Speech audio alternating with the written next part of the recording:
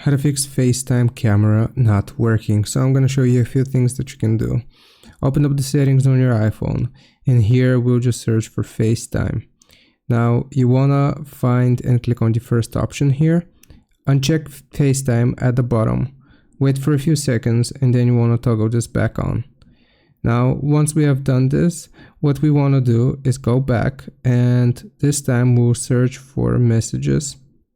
Click on messages, and you want to uncheck iMessage. Wait for 5 seconds, and then you will toggle this back on.